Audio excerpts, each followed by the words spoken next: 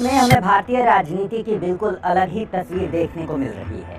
सत्ताधारी एनडीए को चुनौती देने के लिए विपक्षी दलों ने इंडिया गठबंधन की स्थापना की है। इस अलायंस की सबसे बड़ी खासियत है कि इसमें 25 से ज्यादा विपक्षी दल शामिल हैं। विपक्षी दलों की यह कवायद हमें 46 साल पुरानी बात याद दिलाती है, जब नेशनल इमरजेंसी के बाद देश में चुनाव हुआ था और तब तमाम विपक्षी दलों ने इंदिरा गांधी की सरकार को चुनौती देने के लिए जनता पार्टी का गठन किया था। यानी आप कह सकते हैं कि 4.5 दशक बाद इतिहास खुद को दोहरा रहा है।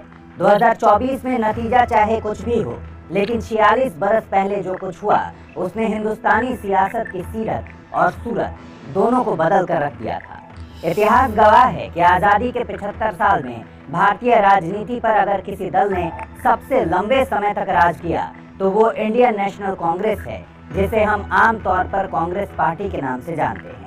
अगर इतिहास के पन्नों को पलटेंगे तो पाएंगे कि कांग्रेस ने करीब 50 साल तक एक छत्र राज किया। कांग्रेस के दबदबे को देखकर एक समय तो ऐसा लगा था कि भारत एक दलीय व्यवस्था वाला देश बनकर रह जाएगा, क्योंकि नेहरू और इंदिरा की कांग्रेस को चुनौती पेश करने वाले दूर दूर तक नजर नहीं आते थे। 1969 में जब कांग्रेस पार्टी दो फाड़ हुई, तब ऐसा लगा था कि इंदिरा कमजोर पड़ गई हैं और अब कांग्रेस अपने पुराने वर्चस्व को कायम नहीं रख पाएगी। लेकिन 1971 में जब समय से एक साल पहले चुनाव हुआ, तब कांग्रेस को जबरदस्त बहुमत मिला और जिस इंदिरा को गूंगी गुड़िया कहा गया था, उसने विरोधियों के दांत खट्टे कर दिए। लेकिन सत्ता की ताकत हमेशा एक जैसी कहाँ रहती है। धीरे धीरे नए नए क्षत्रप पैदा होने लगे। ये पार्टियां राज्यों में कांग्रेस की जगह लेने लगी। देखते देखते कांग्रेस की राजनीतिक जमीन छोटी होती चली गई। एक तरफ कांग्रेस का कद घटने लगा और दूसरी ओर राजनीति में ऐसे ऐसे सितारे उभरने लगे जिनके पास न तो कोई राजनीतिक पृष्ठभूमि थी और न ही चुनाव में खर्चने के लिए कोई कानून का खजाना। लेकिन फिर भी सियासत के ये सितारे न सिर्फ राज्य से लेकर केंद्र तक की राजनीति में विरोधियों को धूल चटाते गए, बल्कि सत्ता की चाबी अपनी जेब में लेकर चलने लगे। कोई किंग मेकर कहलाया तो कोई 2014 लोकसभा चुनाव में जब भारतीय जनता पार्टी अकेले दम पर बहुमत हासिल करने में कामयाब हुई, तब लोगों को खूब हैरानी हुई। हैरानी की वजह थी कि आखिरी बार 1984 में कांग्रेस 404 सीटों के साथ अकेले दम पर बहुमत लेकर आई थी। यानी इस घटना को घटे जमाना बीत चुका था। इसके बाद केंद्र में जोड़ तोड़ की राजनीति का एक सिलसिला चल पड़ा और यह अभी तक जारी है। अगर इस हैरानी की वजहों को गहराई से समझना है तो हमें कई दशक पीछे जाना होगा। असल में आजादी के बाद 3 दशक तक केंद्र और राज्यों की राजनीति में कांग्रेस की तूती बोलती रही। कांग्रेस का दबदबा कितना जबरदस्त था, इसका अंदाजा इस बात से ही लगा लीजिए कि 1967 को छोड़कर सभी चुनावों में कांग्रेस की 300 से ऊपर सीटें आईं।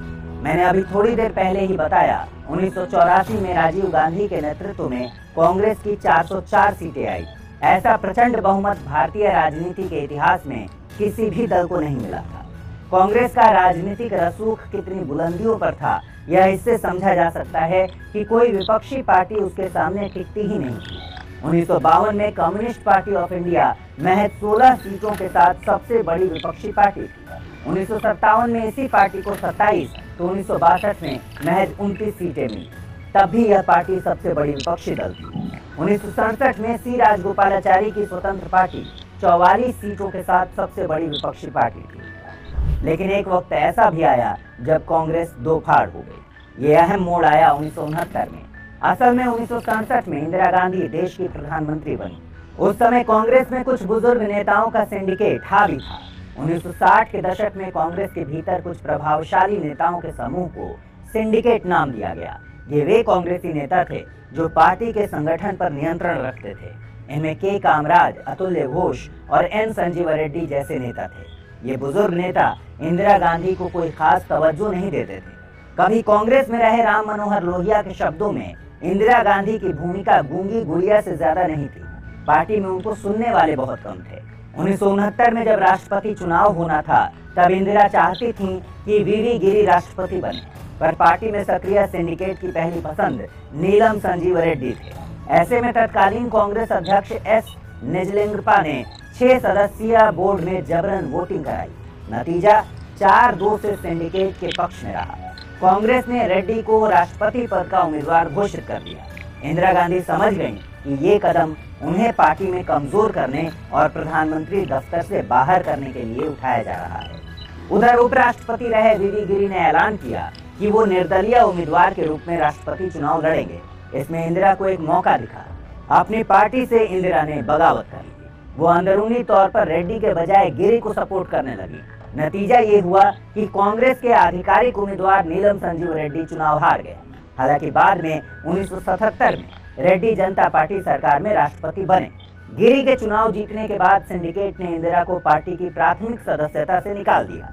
फिर क्या था, इंदिरा ने भी कांग्रेस के दो टुकड़े कर दिए। इंदिरा की पार्टी का नाम रखा गया कांग्रेस आर और दूसरी पार्टी हो गई कांग्रेस ओ। के कामराज कांग्रेस ओ के अध्यक्ष बने।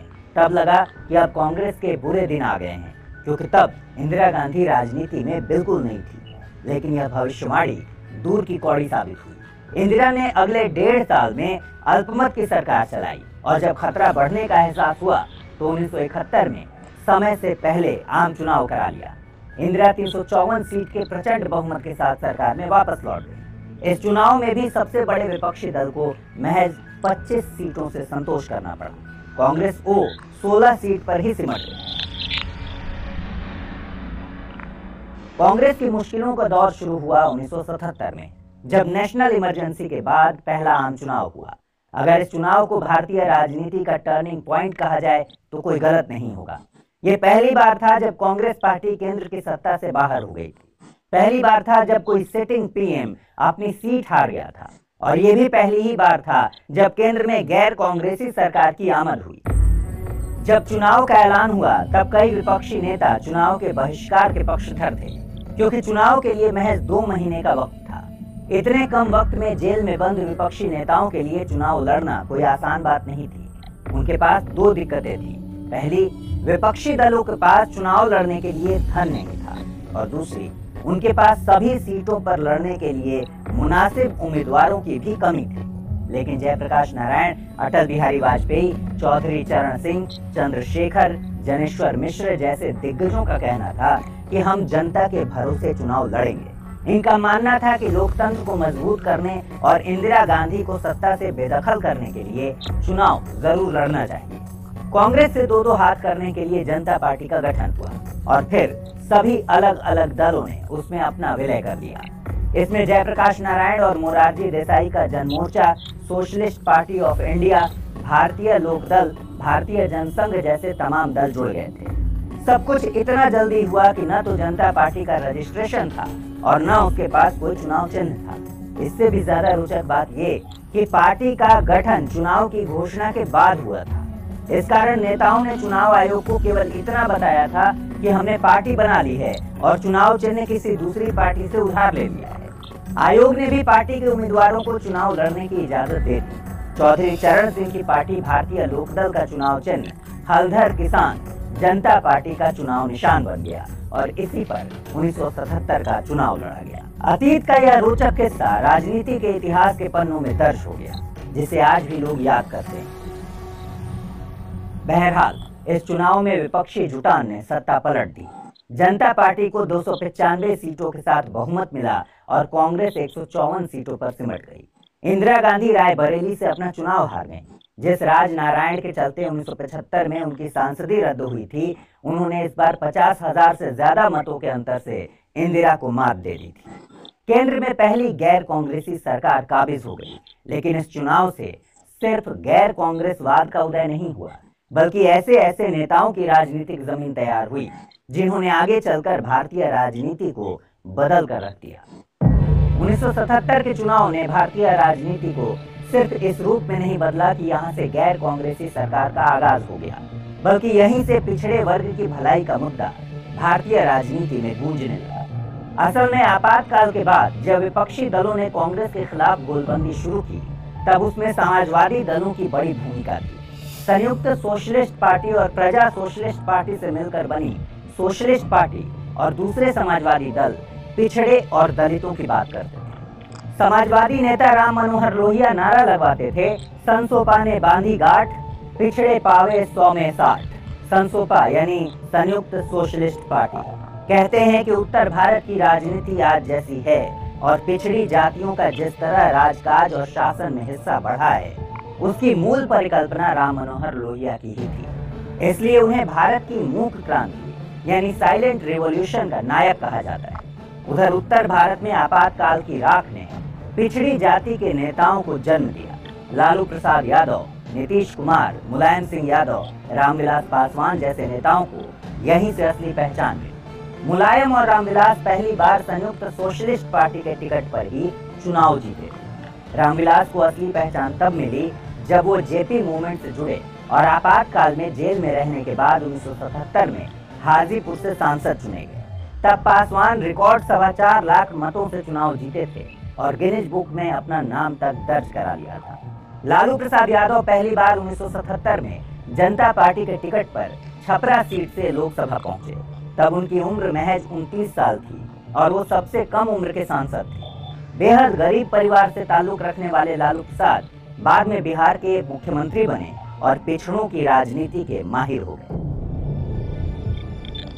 24 मार्च 1977 को मोरारजी देसाई ने प्रधानमंत्री की कुर्सी संभाली और 30 अप्रैल को 8 राज्यों हिमाचल प्रदेश, पंजाब, हरियाणा, राजस्थान, मध्य प्रदेश, उत्तर प्रदेश, बिहार और उड़ीसा की कांग्रेस सरकारों को बर्खास्त कर दिया। इन राज्यों में जब दोबारा चुनाव हुआ तो सभी राज्यों में जनता पार्टी की सरकार बन गई। खासकर बिहार और उत्तर प्रदेश जैसे राज्यों की जीत में पिछड़ों का बोलबाला। उधर बिहार में कर्पूरी ठाकुर की सरकार ने सरकारी नौकरियों में पिछड़े वर्ग के लिए 20% आरक्षण का कानून बना दिया। इससे राष्ट्रीय स्तर पर शिक्षा और नौकरियों में पिछड़ा आरक्षण की मांग और तेज हो गई। वक्त की नब्ज पकड़ते हुए मोरारजी देसाई ने 20 दिसंबर 1978 को एक पिछड़ा वर्ग आयोग के गठन की अधिसूचना जारी कर दी। बिहार के मधेपुरा से सांसद बिंदेश्वरी प्रसाद यानी वीपी मंडल को इस आयोग का अध्यक्ष बनाया गया। यह आयोग मंडल आयोग के नाम से आज भी लोगों की जुबान पर तैरता है, लेकिन जनता पार्टी में सब कुछ बहुत दिनों तक ठीक नहीं रह सका। चौधरी चरण सिंह ने जुलाई 1979 में जनता पार्टी में बगावत कर दी। वे 90 सांसदों के साथ सरकार से अलग हो गए और अविश्वास प्रस्ताव पेश कर दिया। मोरारजी देसाई की सरकार गिर गई। मधु लिमिये, राजनारायण, जॉर्ज फर्नांडिस जैसे नेता चौधरी चरण सिंह के खेमे में चले गए। चौधरी चरण सिंह ने जनता पार्टी सेक्युलर नाम से नई पार्टी बनाई, बाद में जिसका नाम लोकदल हो गया। कांग्रेस और कम्युनिस्ट पार्टी ऑफ इंडिया के समर्थन से सरकार बनाई, लेकिन सरकार बहुत दिनों तक चली नहीं। लोकसभा भंग हो गई और जब चुनाव हुआ तब बड़े बहुमत से इंदिरा गांधी की सरकार वापस लौट आई। उसी साल यानी 1980 के दिसंबर महीने में मंडल आयोग ने अपनी रिपोर्ट सौंपी। रिपोर्ट में 3500 से भी ज्यादा पिछड़ी जातियों की पहचान कर आयोग ने उन्हें सरकारी नौकरियों में 27% आरक्षण देने की वकालत। करीब 10 साल तक रिपोर्ट ठंडे बस्ते में रही। इस रिपोर्ट ने तब तहलका मचाया जब वीपी सिंह की सरकार सत्ता में आई। 7 अगस्त 1990 को मंडल आयोग की सिफारिशें लागू करने का ऐलान कर वीपी सिंह सामाजिक न्याय के मसीहा बन गए। वीपी सिंह के इस कदम ने भारत के सियासत की सीरत और सूरत दोनों बदल कर रखी। लोग अब खुलकर पिछड़ों की राजनीति करने लगे थे। उत्तर प्रदेश, बिहार जैसे राज्यों में बड़े पैमाने पर पिछड़ों से एकजुट होने की अपील की जाने लगी। पिछड़ों की राजनीति ने सब कुछ हमेशा के लिए बदल दिया। जिस साल मंडल आयोग की सिफारिशों को अमली जामा पहनाने का ऐलान हुआ, उसी साल लालू प्रसाद यादव पहली बार मुख्यमंत्री बने। लालू प्रसाद यादव पहले से ही पिछड़ों की राजनीति कर रहे थे। ऐसे में जब सीएम की कुर्सी उनके हाथ लगी, फिर उन्होंने कभी भी पीछे मुड़कर नहीं देखा। उन्होंने बिहार की राजनीति इस तरह बदली कि 1990 के बाद बिहार में सरकार किसी भी पार्टी की बनी, मुख्यमंत्री पिछड़ी जाति का नेता ही बना। पिछड़ों की राजनीति ने बिहार में अगड़ी जाति के लिए दरवाजे लगभग बंद कर दिए। एक तरफ पिछड़ों की राजनीति जोर पकड़ रही थी, तो दूसरी तरफ गठबंधन की राजनीति भी परवान चढ़ रही थी।